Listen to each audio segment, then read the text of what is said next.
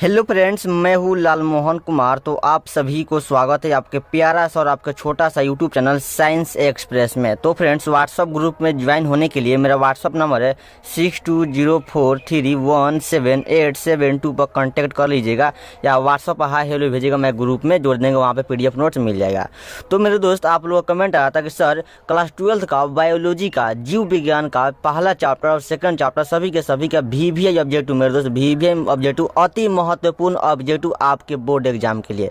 मेरे दोस्त, इस चैप्टर को अगर आप देख लेते हैं तो आपके बोर्ड एग्जाम में, मतलब क्या बोलूं कि आपके बोर्ड एग्जाम में यहीं से सारा प्रश्न पूछा जाएगा। तो पहला चैप्टर है क्लास 12th बायोलॉजी का फर्स्ट चैप्टर है, जिसका नाम है जीवों में जनन या इसको प्रजनन बोलिए, ठीक है। और इंग्लिश में बोला जाता है reproduction in organism, reproduction in organism English में बोला जाता है जीवों में जनन, ठीक मेरे दोस्त। तो इस चैप्टर से आपका VVI ऑब्जेक्टिव मेरे दोस्त अति महत्वपूर्ण बहुविकल्पीय प्रश्न, इसी को ऑब्जेक्टिव बोला जाता है, ठीक। तो आई होप आप लोग समझ रहे हैं। फर्स्ट चैप्टर जीवों में जनन, बहुत लोग इसको जीवधारियों में जनन बोलते हैं मेरे दोस्त। आप लोग इसको जनन बोलिए या इसी को आप लोग प्रजनन बोलिए, ठीक है। तो ज़्यादा टाइम वेस्ट ना करते और हम लोग एक एक करके सभी के सभी VVI ऑब्जेक्टिव बहुविकल्पीय प्रश्न को देखते हैं, क्योंकि आपके बोर्ड एग्जाम में यहीं से पूछा जाता है। तो ध्यान दीजिए, आपके सामने यहाँ पे फर्स्ट प्रश्न है मेरे दोस्त, ठीक। ध्यान दीजिए, यहाँ पे आपका फर्स्ट प्रश्न है आवृतबीजी पौधों के भ्रूणपोष मतलब इंडोस्पर्म भ्रूणपोष में गुणसूत्रों की सूत्रगुणता क्या है मेरे दोस्त? बताइए, आवृतबीजी पौधों के भ्रूणपोष में गुणसूत्रों की सूत्रगुणता बताइए। N है, N को haploid, 2N diploid, 3N triploid इसको बोला जाता है, और A और C दोनों। तो मेरे दोस्त, आवृतबीजी के भ्रूणपोष आ गया, मतलब भ्रूणपोष आ गया तो 3N होता है। क्या होता है? 3N होता है। करेक्ट ऑप्शन यहाँ पे क्या हो जाएगा? C हो जाएगा, ठीक। चलिए, उसके बाद ध्यान दीजिए, आपके सामने सेकंड प्रश्न है, सेकंड ध्यान दीजिएगा। चलिए, सेकंड प्रश्न ध्यान दीजिए, सूक्ष्म प्रजनन में क्या संभव है मेरे दोस्त? सूक्ष्म प्रजनन में क्या संभव है? अलैंगिक प्रजनन, लैंगिक प्रजनन, A और B दोनों, इनमें से कोई नहीं। तो मेरे दोस्त, सूक्ष्म प्रजनन में आपका अलैंगिक एसेक्सुअल रिप्रोडक्शन अलैंगिक प्रजनन संभव है। क्या है? संभव है। आपके बोर्ड एग्जाम में बहुत बार पूछा गया मेरे दोस्त।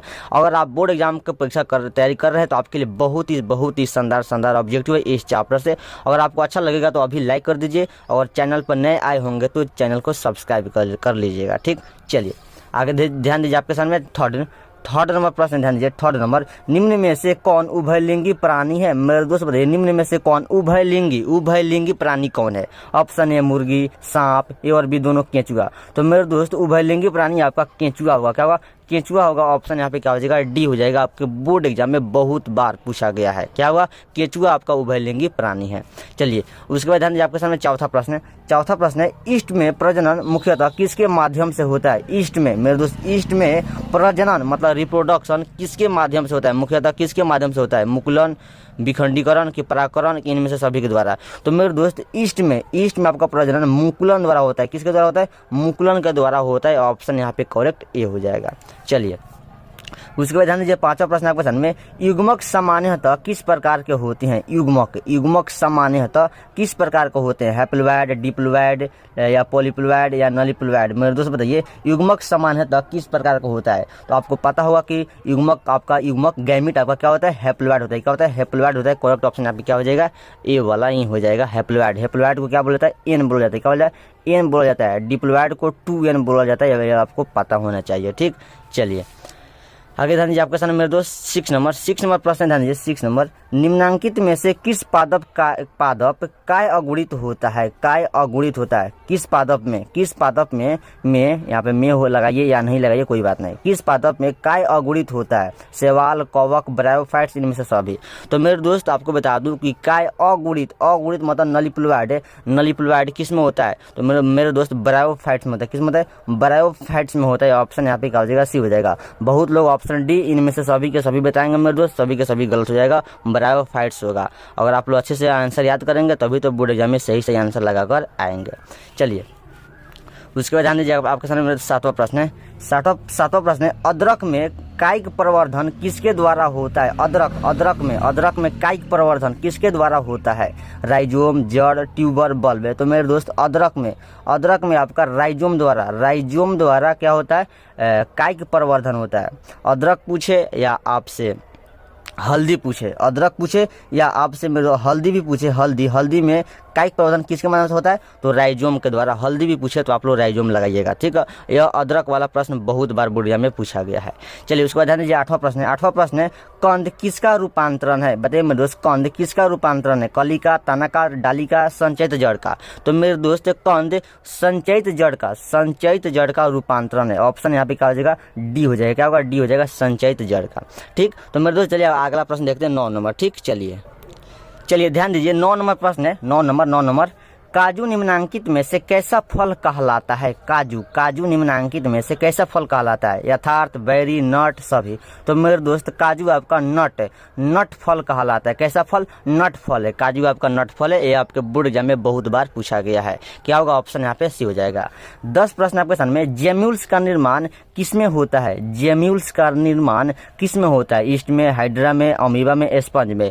तो मेरे दोस्त जेम्यूल्स का निर्माण आपके स्पंज में होता है। किसमें होता है, स्पंज में होता है। करेक्ट ऑप्शन यहाँ पे क्या होगा, डी हो जाएगा मेरे दोस्त। क्या होगा, जेम्यूल्स मेरे दोस्त, जेम्यूल्स क्या होगा, स्पंज में होगा। चलिए आगे बढ़ाते हैं। उसके बाद ध्यान दीजिए, आपके सामने 24 नंबर 11 नंबर प्रश्न है।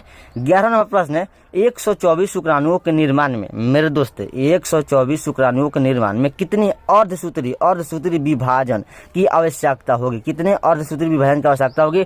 तो देखिए मेरे दोस्त, अगर ऐसा प्रश्न आपसे पूछे तो आप क्या कीजिएगा, सीधे क्या कीजिएगा। अगर यहाँ पे 124 पूछा है ना, यहाँ पे क्या पूछा आपसे, 124 पूछा है, तो 124 में आप क्या कीजिएगा, सीधे 4 से भागा लगाइएगा। अगर आपसे 400 शुक्राणु पूछे तो सीधे 4 से भागा लगाइएगा।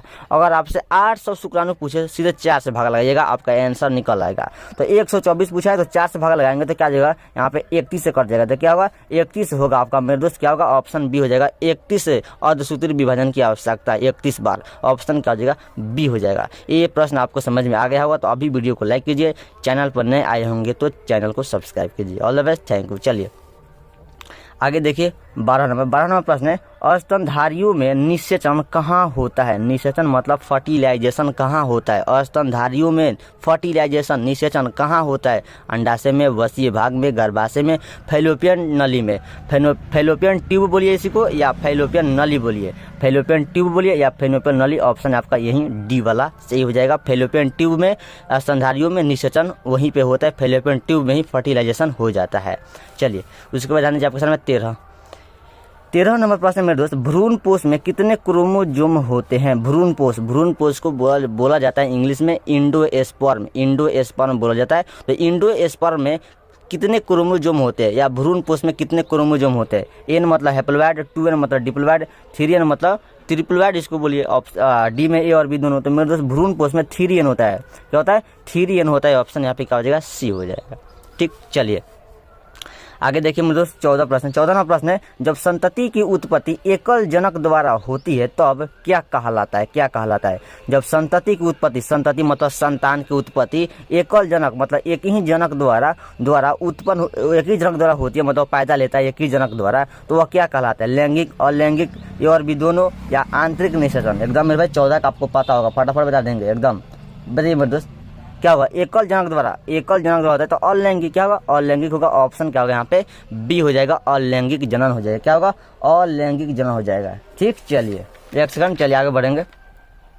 चलिए एकदम क्या होगा, अलैंगिक। आप लोग समझ रहे होंगे तो वीडियो को लाइक कीजिए, चैनल को सब्सक्राइब कीजिए। ठीक, चलिए ध्यान दीजिए। 15 प्रश्न आपके सामने, 15 नंबर, इनमें से कौन नर युग्मक से संयोजन कर भ्रूणपोष बनाता है, इंडोस्पर्म बनाता है। इनमें से कौन है जो नर युग्मक से संयोजन करता है और भ्रूणपोष बनाता है। अनिषेचित अंड, सहायक कोशिका, एंटीपोडस, द्वितीयक केंद्रक।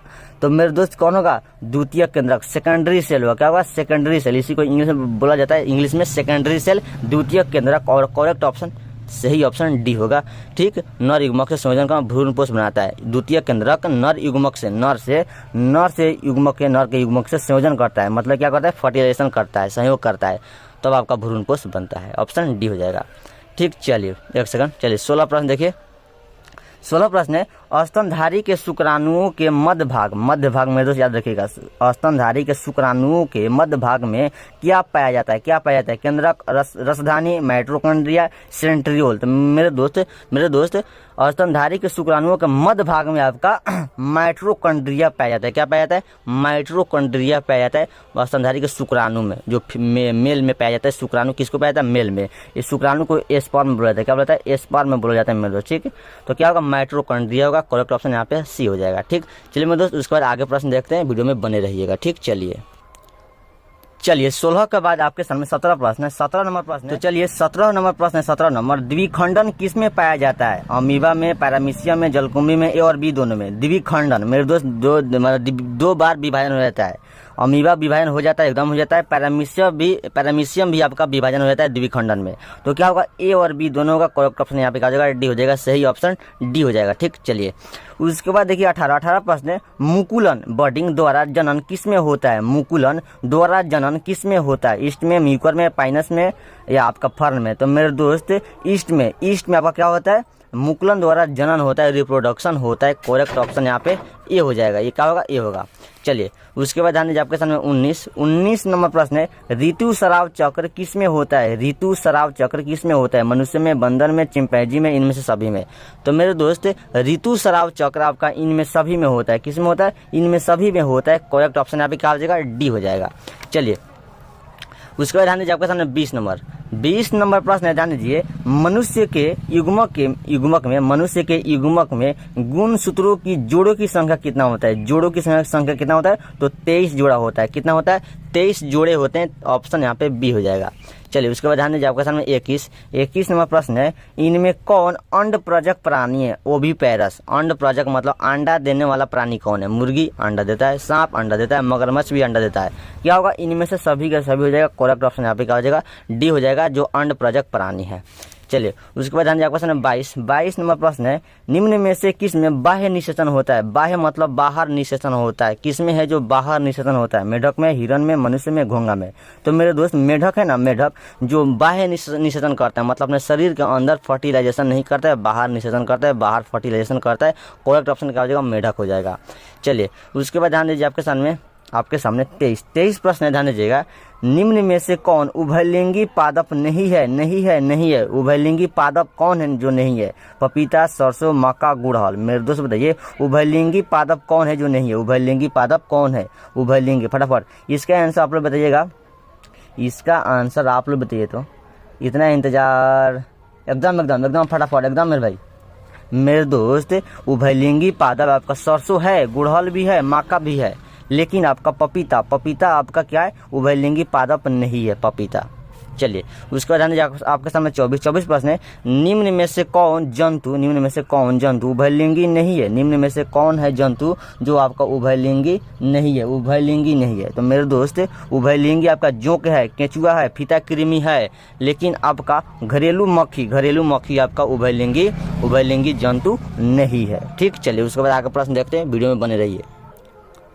चलिए अगला प्रश्न आपके सामने 25 प्रश्न है, शरीर के बाहर होने वाले निषेचन को क्या कहते हैं? शरीर के बाहर होने वाले निषेचन को क्या कहते हैं? इन विट्रो, इन विवो, ए और बी दोनों, इनमें से कोई नहीं। तो मेरे दोस्त शरीर के बाहर होने वाले निषेचन को इन विट्रो कहा जाता है। क्या कहता है? इन विट्रो कहा जाता है। और याद रखिएगा, शरीर के अंदर होने वाले निषेचन को इन विवो कहा जाता है। शरीर के अंदर, यहाँ पे बाहर है तो इन विट्रो होगा, अंदर होगा तो इन विवो होगा। चलिए उसके बाद 26 प्रश्न आपके सामने, युग्मक स्थानांतरण हो सकता है जल द्वारा, वायु द्वारा, हवा द्वारा, इनमें से सभी द्वारा। तो मेरे दोस्त युग्मक आपका इनमें से सभी के द्वारा स्थानांतरण हो सकता है। करेक्ट ऑप्शन यहाँ पे डी हो जाएगा। ठीक, चलिए उसके बाद आपके सामने 27 प्रश्न है, जब निषेचन जीव के शरीर के बाहर होता है। देखिए यह प्रश्न बहुत बार पूछा गया और भी प्रश्न है, शरीर के बाहर होता है तब उसे कहते हैं, तब उसे क्या कहते हैं? बाह्य निषेचन। बाहर होता है तो बाह्य निषेचन कहते हैं। करेक्ट ऑप्शन यहाँ पे क्या हो जाएगा? ए हो जाएगा। चलिए उसके बाद 28 नंबर प्रश्न, 28 नंबर, इनमें से किसे बंगाल का आतंक कहा जाता है? बंगाल का आतंक कहा जाता है। बराफिलम, जलकुंभी, अगेव, केला। तो मेरे दोस्त जलकुंभी को बंगाल का आतंक कहा जाता है। तो आई होप दोस्तों यहाँ पे करेक्ट ऑप्शन क्या होगा? बी होगा। तो आई होप दोस्तों हमको पूरा उम्मीद है आप लोगों को वीडियो अच्छा लगा हो तो लाइक कीजिएगा, चैनल पर नए आए होंगे तो चैनल को सब्सक्राइब जरूर कीजिएगा। और PDF नोट्स पाने के लिए कॉन्टैक्ट कर लीजिएगा 6204317872 पर कॉन्टैक्ट कर लीजिएगा और आपको PDF नोट्स दिया जाएगा। ठीक मेरे दोस्त, और या इसको व्हाट्सअप पर हाई हेलो भेजिएगा PDF नोट्स के लिए। ठीक, चलिए। और टेलीग्राम चैनल जरूर ज्वाइन होइएगा, साइंस एक्सप्रेस सर्च कीजिएगा टेलीग्राम पे, आपको वहाँ पे PDF नोट्स मिल जाएगा। तो मेरे दोस्त, आपका यह चैप्टर फिनिश हुआ और यह चैप्टर समाप्त हुआ। और इस चैप्टर का VVI सब्जेक्टिव क्वेश्चन आपके बोर्ड एग्जाम के लिए, उसका भी कल वीडियो आपको मिल जाएगा। All the best, thank you, bye bye, tata, मस्त रहिए, बेस्ट रहिए, पढ़ते रहिए, bye bye, good night, good morning या गुड नाइट। आप जब देखें, सुबह में देखिए तो गुड मॉर्निंग, 12 बजे देखिए तो गुड आफ्टरनून, नाइट को देखिए तो good night. All of you, thank you, मस्त रहिए, बेस्ट रहिए, पढ़ते रहिए, बाय बाय, टाटा।